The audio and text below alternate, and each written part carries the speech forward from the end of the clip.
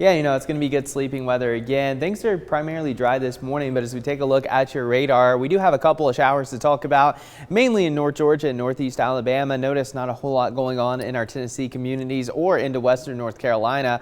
But as we zoom in on this little area of heavier shower activity, you can see there's kind of this band of rain forming from, we would say, Jackson County, that central part of Jackson County, south of Scottsboro, into Walker County. So if you're in the Lafayette area or just south of Lafayette especially, some pretty moderate to heavy rain falling, and this is all going to be pushing into Whitfield County within the next 30 minutes if it holds together. But again, not really a big deal, but if you are heading into any of these areas, there could be some wet roadways to kind of think about, so give yourself a little extra time.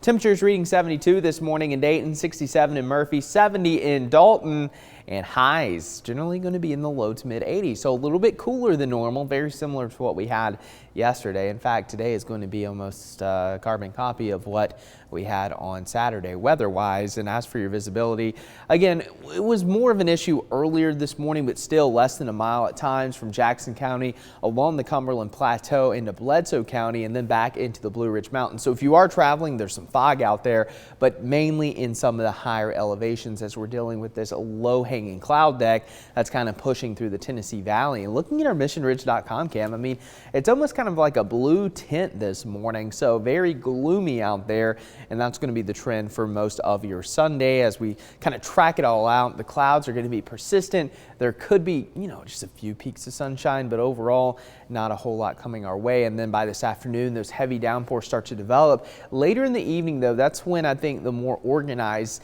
area of storms is going to roll through as the cold front kind of approaches from the north. There's going to be the potential for some gusty winds, heavy rain, frequent lightning, very similar to what we had on Saturday evening. So that will be something to be mindful of. So if you have any plans later this evening, you might want to have that Local 3 weather app on hand so you can kind of track out the radar and to see if any storms are rolling into your community. And then going into the overnight hours, most of the rain is kind of going to wrap up. So again, over the next 24 hours, there will be localized areas of 1 to maybe even 2, potentially even 3 inches of rain where you get some of those heavier downpours.